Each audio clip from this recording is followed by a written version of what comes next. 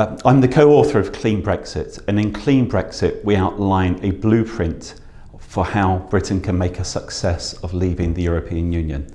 To make a success of leaving the EU, we need to get three things right: our domestic economic agenda, our relationship with the rest of the world, and of course our future relationship with the European Union.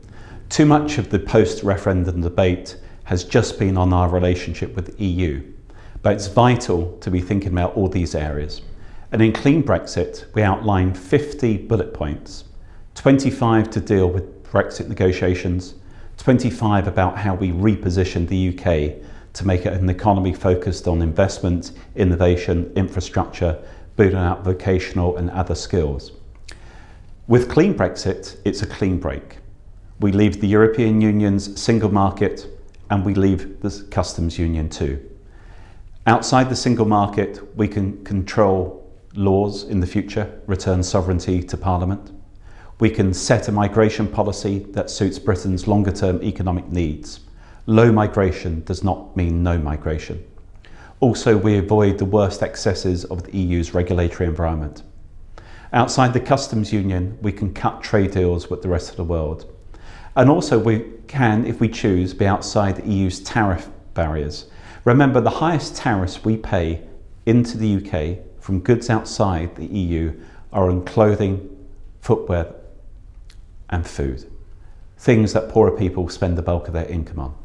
So in Clean Brexit, we outline how we, the United Kingdom, can reposition ourselves in the changing and growing global economy, and why leaving the EU is a win-win. It's a win for the UK, and it's also a win for the European Union, which can focus on its political agenda to have ever closer union in the future. One of the big frustrations about this whole debate is how so much of the rhetoric and the agenda has been set by the Remain side. Hard Brexit, for instance, is there to give the impression that leaving the EU is terrible. That's why we talk about a clean break, a clean Brexit. Likewise, this whole idea about a no deal is in the terminology. Really, the issue is what type of deal? What type of deal do we want in the future? As we know from the referendum campaign, many of the Remainers said that we don't want to have a so-called soft Brexit, as it would have been termed, because we would then become a rule taker, not a rule maker. Hence, they were arguing to stay in the EU. The worst thing we could have is a halfway house. But a no deal is a sensible option for the UK. What a no deal means is that the United Kingdom leaves the European Union, doesn't walk away, it leaves and decides to trade on World Trade Organization rules.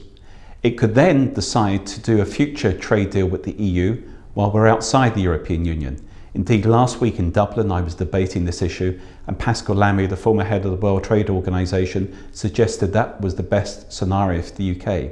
Indeed, he, like I, and indeed in the book, we outline why being on the World Trade Organization terms, most favoured nation status is a good option for the UK. Remember, the UK is a service sector economy. 3/4 of our economy is services. The single market does not work properly in services. That's been an ongoing issue for some time. We do more than half our trade with the rest of the world on WTO terms. Being a member of the World Trade Organization, we have the ability to drive the agenda forward, particularly working with other countries to reduce so-called non-tariff barriers in terms of services. Of course, remember, for the 8% of UK firms that trade into the single market, there is a dislocation, a potential shock for them if we were to be outside the EU without a deal. That's why it's right for the government to be arguing for a future free trade deal with the EU, and that's why I think we will get one.